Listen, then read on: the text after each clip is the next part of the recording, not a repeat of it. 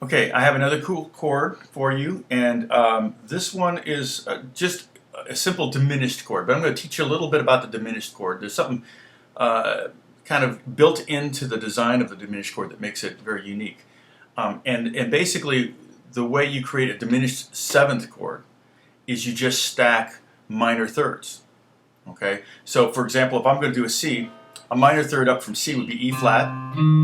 Okay, and a minor third up from E flat would be G flat, and a minor third up from G flat would be A, or you could think B double flat. That would kind of be more the technical, true tone that we're playing. But B double flat is exactly the same note as A.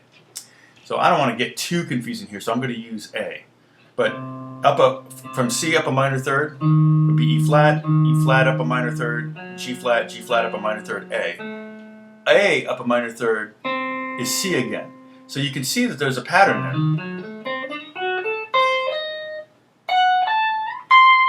It's just stacked minor thirds, and you can stack them on top of each other. So here's what's interesting about this chord. I'm going to voice this C diminished chord like this.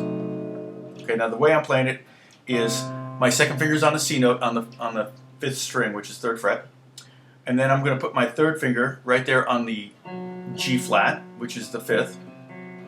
Okay, and that's a fourth fret of the fourth string. First finger is going to be on the second string, on the second fret. Third string on the second fret, and then the pinky's going to be on the second string at the fourth fret also, just like the third string, just like the third finger. Okay.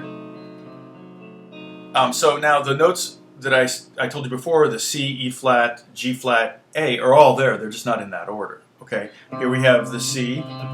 The next one I said was E flat. That's on top. The next one's G flat, which is here on the fourth string, and then A is right here on the third string. Okay. The next diminished, if I were to go up to create an E flat diminished chord, it would be the exact same voicings. It would be E flat, which is the root. It would be F sharp or G flat, which would be the minor third up from that, and up a minor third from G flat would be B double flat or A, and then up a minor third from that would be C.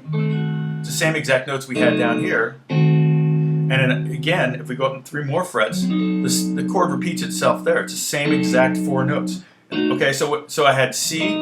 Remember the notes in the C diminished chord, diminished seventh, would be C, E flat, G flat, and A. And then here I have C, E flat, G flat, A.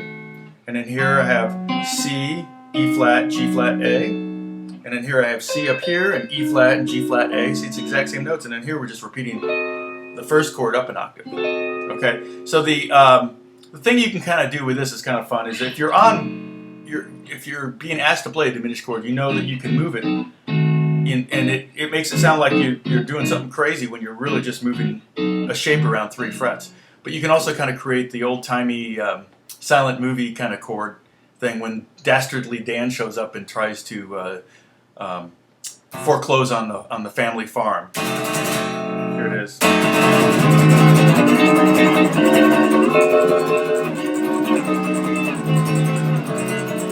Okay. All right, I'm going to show you another way to voice the same chord. This will be the top 4 strings, and it's the same chord. I'm going to play C here on the first fret of the second string. My E flat's going to be here on the first fret of the fourth string. The G flat's going to be up here on the top second fret of the first string. And this one feels really good on the hand. It's all just really clumpy and right there, boom, just grab it with your hand. And the third finger is going to get the A, which is the 7th. Technically really a 6th, but it's some kind of a minor 7th. And that would be a C diminished chord, or C diminished 7. And same thing.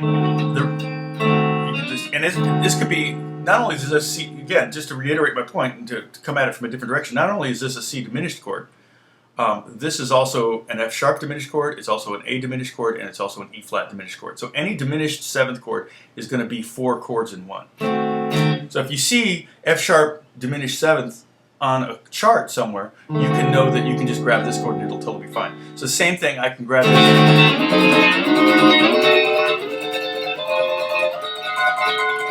and just keep going up. And you can even do like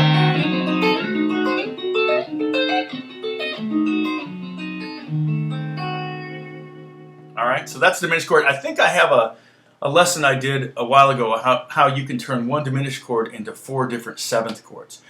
You might want to check that out if you maybe do a search on my my channel page for diminished. It'll probably turn up, hopefully.